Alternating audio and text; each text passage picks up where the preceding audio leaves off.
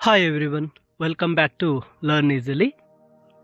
The Blue Umbrella by Ruskin Bond. A summary in Kannada. Ruskin bond ರವರು ಬರೆದಿರತಕ್ಕಂತಹ the blue umbrella ಸ್ಟೋರಿಯ Kannada ಸರಳ ಸಂಕ್ಷಿಪ್ತವಾದಂತಹ ಸಾರಾಂಶವನ್ನು ಇಲ್ಲಿ ನಿಮಗೆ ತಿಳಿಸ್ಕೊಡ್ಲಿದ್ದೇನೆ. ದ ಬ್ಲೂ ಅಂಬ್ರೆಲಾ ಈ ಒಂದು ಸ್ಟೋರಿಯ ಕಥಾನಾಯಕಿ ಯಾರು ಅಂತ ನೋಡಿದಾಗ ಬಿನಿಯಾ ದೇವಿ. ಬಿನಿಯಾ ಅಂತಕ್ಕಂತಹ 10 years old ಗರ್ಲ್ ಆಗಿರ್ತಾಳೆ.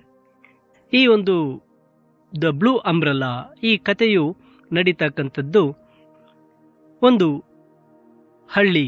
ಆ ಹಳ್ಳಿಯಲ್ಲಿ ವಾಸವಾಗಿರ್ತಕ್ಕಂತಹ ಒಂದು ಕುಟುಂಬ. ಆ ಕುಟುಂಬದಲ್ಲಿ ಬನಿಯಾ ಅಂತಕ್ಕಂತಹ 10 years old ಗರ್ಲ್ ಇರ್ತಾಳೆ.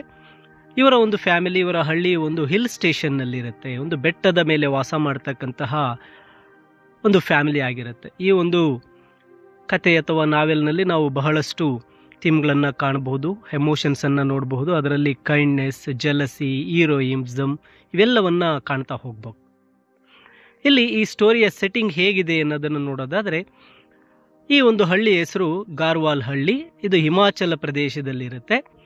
ಈ ಒಂದು ಕಥೆಯು 10 ವರ್ಷದ ಹುಡುಗಿ ಬಿನಿಯಾ ಅಥವಾ ಬಿನಿಯಾ ದೇವಿಯ ಸುತ್ತಲೂ ನಡೀತಾ ಇರುತ್ತೆ. ಆಕೆಗೆ 10 ವರ್ಷ. ಆಕೆ ತನ್ನ ತಾಯಿ, ತನ್ನ ತಮ್ಮ ಹಾಗೂ ತನ್ನ ಸೋದರ ಮೀನ್ಸ್ ಚಿಕ್ಕಪ್ಪನ ಮಗ ಬಿಜ್ಜು ಅಥವಾ ವಿಜಯ್ ಅಂತಕ್ಕಂತಹ ಹುಡುಗ, ಇವೆಲ್ಲರೂ ಒಂದು ಫ್ಯಾಮಿಲಿ. ಇವರು ಬಹಳ ಬಡ ಕುಟುಂಬದ ಫ್ಯಾಮಿಲಿಯಲ್ಲಿ ವಾಸ ಮಾಡ್ತಾ ಇರ್ತಾಳೆ.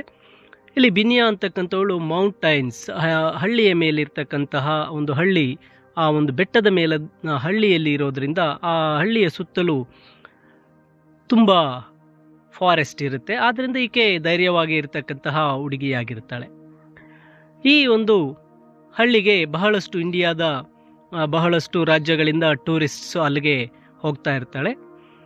ಈ ಬಿನಿಯಾ ಹುಡುಗಿ ಯಾವಾಗಲೂ ಹಸುಗಳನ್ನು ಮೇಯಿಸ್ತಾ ಇರ್ತಾಳೆ. ಅಲ್ಲಿ ಆಕೆಗೆ 2 ಹಸುಗಳಿರುತ್ತೆ. ಒಂದು ನೀಲು ಮತ್ತು ಇನ್ನೊಂದು ಗೌರಿ. ಈಕೆ ಬೆಳಗಿನ ಜಾವ ಹಸುಗಳನ್ನು ಮೇಯಲು ಕಳಿಸ್ಕೊಡ್ತಾಳೆ.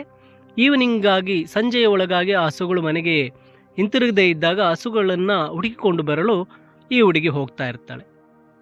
ಈ ರೀತಿ ಇರಬೇಕಾದ್ರೆ ಈ ಕಥೆಯು ಓಪನ್ ಆಗ್ತಕ್ಕಂಥದ್ದು, ಒಮ್ಮೆ ಬಿನಿಯಾ ತನ್ನ ಹಸುಗಳಾಗಿರ್ತಕ್ಕಂಥ ನೀಲಿ ಮತ್ತು ಗೌರಿಯನ್ನು ಹುಡುಕಿಕೊಂಡು ಹೋದಾಗ ಅಲ್ಲಿ ಒಂದು ಫ್ಯಾಮಿಲಿ ಪಿಕ್ನಿಕ್ ಪಾರ್ಟಿಗೆ ಬಂದಿರ್ತಾರೆ.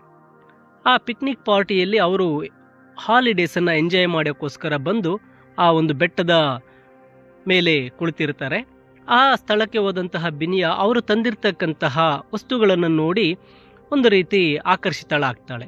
ಅದರಲ್ಲಿ ತುಂಬ ಮುಖ್ಯವಾಗಿ ಒಂದು ಅಂಬ್ರೆಲಾ, ಅದು ನೀಲಿ ಬಣ್ಣದ ಅಂಬ್ರೆಲಾ ಆಗಿರುತ್ತೆ. ಒಂದು ಛತ್ರಿ, ಅದು ಒಂದು ಹೂವಿನ ಹಾಗೆ ಕಾಣ್ತಾ ಇರುತ್ತೆ. ಅದು ತುಂಬ ಸುಂದರವಾಗಿರುತ್ತೆ. ಅದನ್ನು ನೋಡಿದಂತಹ ಬಿನಿಯಾ ಅದಕ್ಕೆ ತುಂಬ ಆಕರ್ಷಿತಳಾಗಿ ಅವರ ಜೊತೆ ಇಂಟ್ರ್ಯಾಕ್ಟ್ ಮಾಡಿ ತುಂಬ ಕ್ಯೂರಿಯಾಸಿಟಿ, ಕುತೂಹಲ ಮೂಡುತ್ತೆ ಆ ಒಂದು ಛತ್ರಿಯನ್ನು ನೋಡಿದ ತಕ್ಷಣ.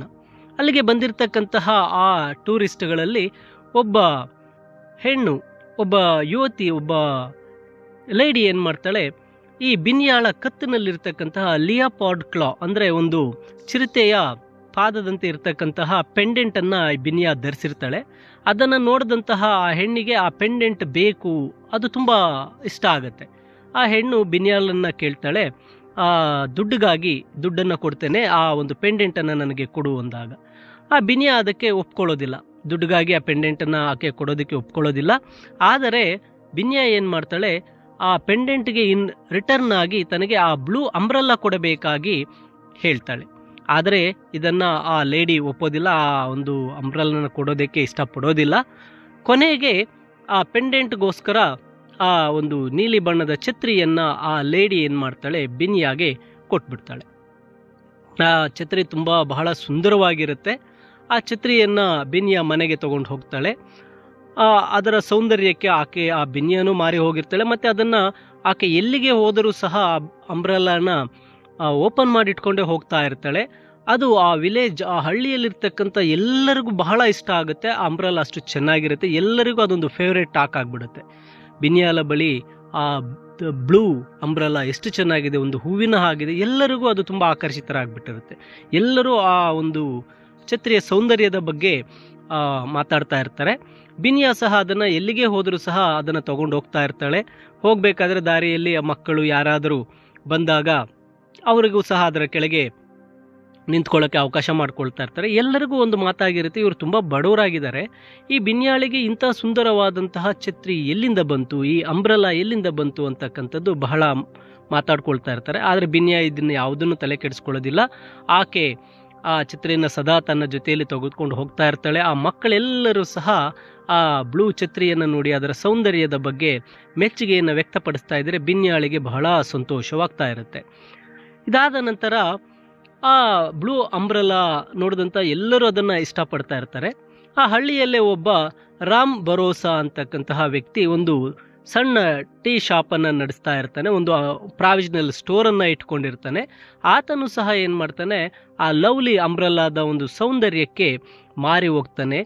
ಆತ ಏನು ಮಾಡ್ತಾನೆ, ಆ ಅಂಬ್ರೆಲಾನ ತೆಗೆದುಕೊಳ್ಳೋದಕ್ಕಾಗಿ ತಾನು ಸಹ ಆ ಅಂಬ್ರೆಲಾನ ಪಡೆಯೋದಕ್ಕಾಗಿ ಬಹಳಷ್ಟು ಅಟೆಂಪ್ಟ್ಸನ್ನು ಮಾಡ್ತಾನೆ.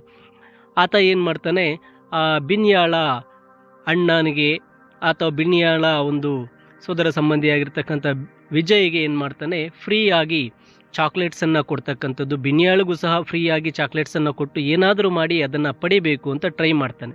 ಆದರೆ ಬಿನ್ಯಾ ಒಂದು ರಾಮ್ ಭರೋಸಾ ಕೊಡ್ತಕ್ಕಂಥ ಚಾಕ್ಲೇಟ್ಸನ್ನು ತೆಗೆದುಕೊಳ್ಳೋದಿಲ್ಲ, ಅದನ್ನು ಆಕೆ ಆ ಅಂಬ್ರೆಲಾನ ಕೊಡೋಕ್ಕೂ ಇಷ್ಟಪಡೋದಿಲ್ಲ. ಇಲ್ಲಿ ರಾಮ್ ಭರೋಸಾ ಮತ್ತೊಮ್ಮೆ ಬಿಜ್ಜು ವಿಜಯನ್ನು ಸಹ ಈ ಒಂದು ಅಂಬ್ರೆಲಾನ ಪಡೆಯೋದಕ್ಕೋಸ್ಕರ ಆತನಿಗೆ ಸಾಲವಾಗಿ ಚಾಕ್ಲೇಟ್ಸನ್ನು ಕೊಟ್ಟು ಇನ್ ರಿಟರ್ನ್ ಆ ಸಾಲಕ್ಕೆ ಬದಲಾಗಿ ಏನಾದರೂ ಮಾಡಿ ಆ ಒಂದು ಅಂಬ್ರೆಲಾ ಬ್ಲೂ ಅಂಬ್ರೆಲಾನ ನನಗೆ ತಂದು ಕೊಡು ಅಂತ ಹೇಳಿ ರಾಮ್ ಭರೋಸಾ ಬಿಜ್ಜುಗೆ ಹೇಳಿರ್ತಾನೆ. ಕೆಲವು ದಿನಗಳ ನಂತರ ರಾಮ್ ಭರೋಸಾ ಏನು ಮಾಡ್ತಾನೆ, ಬಿಜ್ಜುಗೆ ತನ್ನ ಶಾಪ್ನಲ್ಲಿ ಕೆಲಸ ಮಾಡೋದಕ್ಕೆ ಅವಕಾಶ ಕೊಡ್ತಾನೆ. ಯಾಕಂದರೆ ಆ ಬಿಜ್ಜು ಮತ್ತು ಅವರ ತಾಯಿ ಬಹಳ ಒಂದು ಬಡತನದಲ್ಲಿರ್ತಾರೆ. ಹಾಗೆ ರಾಮ್ ಭರೋಸಾಗೂ ಸಹ ಅಲ್ಲಿ ಒಬ್ಬ ಕೆಲಸಕ್ಕೆ ಹುಡುಗ ಬೇಕಾಗಿರೋದ್ರಿಂದ ಆತ ಏನು ಮಾಡ್ತಾನೆ, ಬಿಜ್ಜುವನ್ನು ಕೆಲಸಕ್ಕೆ ಸೇರಿಸ್ಕೊಳ್ತಾನೆ. ಅದರ ಜೊತೆಗೆ ಇನ್ನೊಬ್ಬ ಹುಡುಗ ರಾಜಾರಾಮ್ ಅಂತಕ್ಕಂಥವನನ್ನು ಸಹ ತನ್ನ ಕೆಲಸಕ್ಕೆ ಸೇರಿಸ್ಕೊತಾನೆ. ಈ ರಾಮ್ ಭರೋಸಾ ಏನು ಮಾಡ್ತಾನೆ, ಆ ಬಿಜ್ಜುವಿನ ಬಳಿ ವಿಜಯನ ಬಳಿ ಡಿಮ್ಯಾಂಡನ್ನು ಇಡ್ತಾನೆ, ಏನಾದರೂ ಮಾಡಿ ಆ ಒಂದು ಬ್ಲೂ ಅಂಬ್ರೆಲಾನ ತನಗೆ ತಂದು ಕೊಡಬೇಕಾಗಿ ಆತನನ್ನು ಫೋರ್ಸ್ ಮಾಡ್ತಾನೆ. ಇಲ್ಲಿ ಬಿನ್ಯಾಳ ಬಿಜ್ಜು ಅಥವಾ ವಿಜಯ್ ಏನು ಮಾಡ್ತಾನೆ, ಆ ಒಂದು ಅಂಬ್ರೆಲಾವನ್ನು ಕದಿಯೋಕ್ಕೂ ಸಹ ಟ್ರೈ ಮಾಡ್ತಾನೆ. ಆದರೆ ಅವನ ಕೈಯಲ್ಲಿ ಕದಿಯೋದಕ್ಕೆ ಸಾಧ್ಯ ಆಗೋದಿಲ್ಲ. ಈ ವಿಷಯ ಆ ಎಂಟೈರ್ ವಿಲೇಜ್ಗೆ ಗೊತ್ತಾಗ್ಬಿಡುತ್ತೆ. ಈ ಅಂಬ್ರೆಲಾವನ್ನು ರಾಮ್ ಭರೋಸಾ ಕದಿಯೋದಕ್ಕೆ ಟ್ರೈ ಮಾಡ್ತಾ ಇದ್ದಾನೆ ಅಂತಕ್ಕಂಥದ್ದು ಗೊತ್ತಾಗುತ್ತೆ. ಅದರ ಜೊತೆಗೆ ಆ ಅಂಬ್ರೆಲಾವನ್ನು ಪಡೆಯೋಕ್ಕಾಗದೇ ಇರ್ತಕ್ಕಂತಹ ರಾಮ್ ಭರೋಸಾ ಅವನು ತುಂಬ ನೋವನ್ನು ಅನುಭವಿಸ್ತಾನೆ. ಆ ಒಂದು ಛತ್ರಿಯ ಮೇಲೆ ಆತನಿಗೆ ಆಸೆ ಹೆಚ್ಚಾಗುತ್ತೆ, ನಿರಾಶಿತನಾಗ್ತಾನೆ, ಒಂದು ರೀತಿ ಏಕಾಂಗಿಯಾಗಿ ಚಿಂತೆಗೆ ಒಳಗಾಗ್ತಾನೆ. ಅಲ್ಲಿಗೆ ಬರ್ತಕ್ಕಂಥ ಜನರ ಜೊತೆ ಸಹ ಆತ ಚೆನ್ನಾಗಿ ಮಾತಾಡೋದಿಲ್ಲ. ಶಾಪ್ಗೆ ಬರ್ತಕ್ಕಂಥ ಕಸ್ಟಮರ್ಸ್ ಜೊತೆ ತುಂಬ ವರ್ಸ್ಟಾಗಿ ನಡ್ಕೊಳ್ತಾ ಇರ್ತಾನೆ, ರೂಡಾಗಿ ನಡ್ಕೊಳ್ತಾ ಇರ್ತಾನೆ. ಇದೇ ರೀತಿ ನಡೀತಾ ಇರಬೇಕಾದ್ರೆ ಅವನ ಶಾಪ್ನ ಮುಂದೆ ಜನರು ಹೋಗೋದೇ ನಿಂತೋಗ್ತಾರೆ. ಇಲ್ಲಿ ಬನ್ಯಾ ಮಾತ್ರ ಏನು ಮಾಡ್ತಾಳೆ, ಆ ವಿಷಯವನ್ನೆಲ್ಲ ಬನ್ಯಾಳಿಗೆ ಅರ್ಥ ಆಗುತ್ತೆ. ರಾಮ್ ಭರೋಸಾ ಈ ರೀತಿ ಮಾಡ್ತಾ ಇರ್ತಕ್ಕಂಥದ್ದು ಎಲ್ಲವೂ ಸಹ ತನಗೆ ಗೊತ್ತಾಗುತ್ತೆ. ಆಕೆಯು ಕೂಡ ತನ್ನನ್ನು ತಾನೇ ಬ್ಲೇಮ್ ಮಾಡ್ಕೋತಾಳೆ. ರಾಮ್ ಭರೋಸಾನ ಈ ಒಂದು ಸ್ಥಿತಿಗೆ ನನ್ನ ಈ ಒಂದು ಛತ್ರಿ ಕಾರಣವಾಗಿದೆಯಾ, ಮನುಷ್ಯರಿಗೆ ಬೆಲೆ ಇಲ್ವಾ, ಈ ಕೇವಲ ಒಂದು ವಸ್ತುಗಳಿಗೆ ಇಷ್ಟು ಬೆಲೆ ಕೊಡ್ತಾ ಇದ್ದಾರಲ್ವಾ, ಏನಾದರೂ ಹೇಗೆ ಈ ಪರಿಸ್ಥಿತಿಯನ್ನು ಚೇಂಜ್ ಮಾಡಬೇಕು ಅಂತ ಆಕೆ ಆ ಅಂಬ್ರೆಲಾನ ಹಿಡಿದು ರಾಮ್ ಭರೋಸಾನ ಒಂದು ಶಾಪ್ನ ಮುಂದೆ ಹೋಗಬೇಕಾದ್ರೆ ಆ ಒಂದು ಅಂಬ್ರೆಲಾನ ಅವನಿಗೆ ಕಾಣದ ಹಾಗೆ ಕ್ಲೋಸ್ ಮಾಡಿಕೊಂಡು ನಡೆದಾಡೋಕ್ಕೆ ಸ್ಟಾರ್ಟ್ ಮಾಡ್ತಾಳೆ. ಆದರೂ ಸಹ ಆ ಪುಟ್ಟ ಹುಡುಗಿ ಬನ್ಯಾಳಿಗೆ ರಾಮ್ ಭರೋಸಾನ ಸ್ಥಿತಿ ಅರ್ಥ ಆಗುತ್ತೆ. 2 ವಾರಗಳ ನಂತರ ಬಿನ್ಯಾ ಏನು ಮಾಡ್ತಾಳೆ, ಆ ಒಂದು ರಾಮ್ ಭರೋಸಾನ ಅಂಗಡಿಗೆ ಹೋಗ್ತಾಳೆ. ಬಿಕಾಸ್ ಆಫ್ಟರ್ 2 ವೀಕ್ಸ್ 2 ವಾರಗಳ ನಂತರ ಫಸ್ಟ್ ಕಸ್ಟಮರ್ ಈಕೆ ಆ ಒಂದು ರಾಮ್ ಭರೋಸಾನ ಅಂಗಡಿಗೆ ಹೋಗಿ ಒಂದು ಕಾಯಿನನ್ನು ಕೊಟ್ಟು ಚಾಕ್ಲೇಟನ್ನು ತಗೊಳ್ಳೋಕ್ಕೆ ಕೊಡ್ತಾಳೆ. ಅಲ್ಲಿ ರಾಮ್ ಭರೋಸಾ ಆ ಕಾಯಿನನ್ನು ಚೆಕ್ ಮಾಡಿ ಚಾಕ್ಲೇಟನ್ನು ಕೊಡ್ತಾನೆ. ಕೊಟ್ಟಾದ ನಂತರ ಆ ಬಿನಿಯಾ ಏನು ಮಾಡ್ತಾಳೆ, ತನ್ನ ಛತ್ರಿಯನ್ನು ಅಲ್ಲೇ ಬಿಟ್ಟು ಬರ್ತಾಳೆ. ಬಿನಿಯಾ ಏನು ಮಾಡ್ತಾಳೆ, ತನ್ನ ಛತ್ರಿಯನ್ನು ರಾಮ್ ಭರೋಸಾನ ಅಂಗಡಿಯ ಮುಂದೆನೇ ಬಿಟ್ಟು ಬಂದ್ಬಿಡ್ತಾಳೆ. ಆಗ ರಾಮ್ ಭರೋಸಾ ಏನು ಮಾಡ್ತಾನೆ, ಆ ಛತ್ರಿಯನ್ನು ನೋಡಿ ಮತ್ತೆ ಆತ ಓಡಿ ಬಂದು ಬಿನ್ಯಾಳಿಗೆ ಆ ಛತ್ರಿಯನ್ನು ಕೊಡೋದಕ್ಕೆ ಮುಂದಾಗ್ತಾನೆ. ಆಗ ಬಿನ್ಯಾ ಒಂದು ಮಾತನ್ನು ಹೇಳ್ತಾಳೆ, an umbrella is not everything. ಈ ಛತ್ರಿ ಎಲ್ಲವೂ ಅಲ್ಲ, ಛತ್ರಿ ಇದ್ಬಿಟ್ರೆ ಏನೂ ಸಹ ಆಗೋದಿಲ್ಲ, ನನ್ನ ಬಳಿ ಆ ಛತ್ರಿ ಇರಲೇಬೇಕಂತ ಏನಿಲ್ಲ, ಈ ಛತ್ರಿಯೇ ನನಗೆ ಎಲ್ಲ ಅಂತ ಅನ್ಕೋಬೇಡಿ ಅಂತ ಹೇಳಿ ಆ ಛತ್ರಿಯನ್ನು ಆ ರಾಮ್ ಭರೋಸಾನಿಗೆ ಕೊಟ್ಟು ಆಕೆ ಅಲ್ಲಿಂದ ಹೊರಗೆ ಹೊರಟೋಗ್ತಾಳೆ. So she was content because of her family, villagers and stunning scenery around her. ಆಕೆಗೆ ಬರೀ ಛತ್ರಿ ಅಷ್ಟೇ ಇಷ್ಟ ಅಲ್ಲ, ಆಕೆಗೆ ಅಲ್ಲಿ ಆಕೆಯ ಫ್ಯಾಮಿಲಿ, ವಿಲೇಜಸ್, ಅಲ್ಲಿರ್ತಕ್ಕಂತಹ ನೇಚರ್ ಎಲ್ಲವೂ ಸಹ ಬೇಕಾಗಿರುತ್ತೆ, ಅದನ್ನು ಸಹ ಇಷ್ಟಪಡ್ತಾ ಇರ್ತಾಳೆ, ಬರೀ ಛತ್ರಿಯಿಂದ ಅಷ್ಟೇ ಅಲ್ಲ ಅಂತ. ಆ ಛತ್ರಿಯಿಂದ ರಾಮ್ ಭರೋಸಾ ಒಂದು ರೀತಿ ಹತಾಶಾ ಭಾವನೆಗೆ ಒಳಗಾಗಿರ್ತಾನೆ. ನಂತರ ರಾಮ್ ಭರೋಸಾ ಆ ಅಂಬ್ರೆಲಾವನ್ನು ತನ್ನ ಬಳಿ ಇಟ್ಟುಕೊಂಡ ನಂತರ ಈ once again become joyful and healthy. ಮತ್ತೆ ಆತನ ಮುಖದಲ್ಲಿ ಕಳೆ ಬರುತ್ತೆ, ನಗು ಬರುತ್ತೆ, ಒಂದು ರೀತಿ ಉತ್ಸುಕನಾಗ್ತಾನೆ. ಅದಾದ ನಂತರ ಆ ಜನರೆಲ್ಲರೂ ರಾಮ್ ಭರೋಸಾನ ಅಂಗಡಿಗೆ ಹೋಗೋದಕ್ಕೆ ಶುರು ಮಾಡ್ತಾರೆ. ಆಗ ಆತ ಬಹಳಷ್ಟು ಬದಲಾಗಿರ್ತಾನೆ, ಎಲ್ಲರ ಜೊತೆ ಬಹಳ ಸಂತೋಷದಿಂದ ಮಾತಾಡ್ತಾ ಇರ್ತಾನೆ, ಎಲ್ಲರ ಜೊತೆ ಖುಷಿಯಿಂದ ತನ್ನ ಮಾರಾಟ ವ್ಯಾಪಾರವನ್ನು ಶುರು ಮಾಡಿರ್ತಾನೆ. ಎಲ್ಲರೂ ಸಹ ಅವನ ಅಂಗಡಿಗೆ ಹೋಗೋಕ್ಕೆ ಶುರು ಮಾಡ್ತಾರೆ. ಆ ಛತ್ರಿಯನ್ನು ಪಡೆದಂಥ ರಾಮ್ ಭರೋಸಾ ಮೊದಲಿನಂತೆ ಬಹಳ ಸಂತೋಷವಾಗಿ ಎಲ್ಲರ ಜೊತೆ ತನ್ನ ವ್ಯಾಪಾರವನ್ನು ಮುಂದುವರಿಸ್ತಾನೆ. ಕೆಲವು ದಿನಗಳ ನಂತರ ರಾಮ್ ಭರೋಸಾನ ಶಾಪ್ನ ಮುಂದುಗಡೆ ಆತನಿಗೆ ಒಂದು ಕರಡಿಯ ಹೆಜ್ಜೆ ಗುರುತಿನ ಒಂದು ಉಗುರು ಸಿಗುತ್ತೆ. ಆತ ಏನು ಮಾಡ್ತಾನೆ, ಆ ಒಂದು ಉಗುರನ್ನು ತೆಗೆದುಕೊಂಡು ಹೋಗಿ ಬ್ಲ್ಯಾಕ್ ಸ್ಮಿತ್ ಅಂದರೆ ಜ್ಯುವೆಲರೀಸ್ ಮಾಡ್ತಕ್ಕಂಥ ಶಾಪ್ನವನಿಗೆ ಕೊಟ್ಟು ಇದನ್ನು ಒಂದು ಸುಂದರವಾದಂತಹ ಪೆಂಡೆಂಟನ್ನಾಗಿ ಮಾಡು ಅಂತ ಹೇಳ್ತಾನೆ. ಆ ಪೆಂಡೆಂಟನ್ನು ರಾಮ್ ಭರೋಸಾ ಬಿನಿಯಾಳಿಗೆ ನೀಡ್ತಾ, ಇದು ತುಂಬ ಲಕ್ಕಿ ಪೆಂಡೆಂಟ್ ದ್ಯಾನ್ ಲಿಯೋಪಾರ್ಡ್ ಕ್ಲಾ, ಅಂದರೆ ನಿನ್ನ ಕತ್ತನಲ್ಲಿದ್ದಂತಹ ಲಿಯೋಪಾರ್ಡ್ ಕ್ಲಾ ಕೊಟ್ಟು ಅಂಬ್ರೆಲಾ ಪಡೆದಿದ್ದೆ, ಆದರೆ ಅದಕ್ಕಿಂತ ಲಕ್ಕಿ ಈ ಒಂದು ಕರಡಿಯ ಉಗುರು, ಈ ಪೆಂಡೆಂಟನ್ನು ನೀನು ತೆಗೆದುಕೋ ಅಂತ ಹೇಳಿ ರಾಮ್ ಭರೋಸಾ ಬಿನಿಯಾಳಿಗೆ ಆ ಕರಡಿಯ ಒಂದು ಪೆಂಡೆಂಟನ್ನು ನೀಡ್ತಾನೆ. ಈ ಒಂದು ಕಥೆಯಲ್ಲಿ ನಾವು ಬಹಳಷ್ಟು ಅಂಶಗಳನ್ನು ಗಮನಿಸಬಹುದಾಗಿರುತ್ತೆ. ಇಲ್ಲಿ ಆ ಒಂದು ಪುಟ್ಟ ಹುಡುಗಿ ಬಿನಿಯಾಳ ಒಂದು ಸ್ವಚ್ಛವಾದಂತಹ ಮನಸ್ಸು, ಆಕೆಯ ಕೈಂಡ್ನೆಸ್ಸನ್ನು ನಾವಿಲ್ಲಿ ಗುರುತಿಸಬಹುದು. ಏಕೆಂದರೆ ಆ ಹಳ್ಳಿಯ ಒಬ್ಬ ವರ್ತಕ ವ್ಯಾಪಾರಿ ಈ ಒಂದು ಅಂಬ್ರೆಲಾಗೋಸ್ಕರ ತಾನು ಬಹಳ ಒಂದು ಹೀನ ಸ್ಥಿತಿಗೆ ಹೋದಾಗ ಆ ಪುಟ್ಟ ಹುಡುಗಿ ಆ ಒಂದು ಗುಣ, ಆ ಅಂಬ್ರೆಲಾವನ್ನು ಆಕೆ ಕೊಡ್ತಕ್ಕಂಥ ಗುಣವನ್ನು ನಾವಿಲ್ಲಿ ಕಾಣಬಹುದಾಗಿರುತ್ತೆ. ಹೀಗೆ ಹಲವಾರು ಒಂದು ಥೀಮ್ಸನ್ನು ಇಲ್ಲಿ ನೋಡಬಹುದು. ಜೆಲಸಿ, ಅರ್ಥ ಆಯ್ತಾ, ಇಲ್ಲಿ ಆ ಒಬ್ಬ ವ್ಯಕ್ತಿ ಆ ಛತ್ರಿಗೋಸ್ಕರ ತುಂಬ ಅಸೂಯೆ ಪಡ್ತಾನೆ, ಇವೆಲ್ಲವೂ ಈ ಒಂದು ಕಥೆಗಳಲ್ಲಿ ಕಾಣಬಹುದು.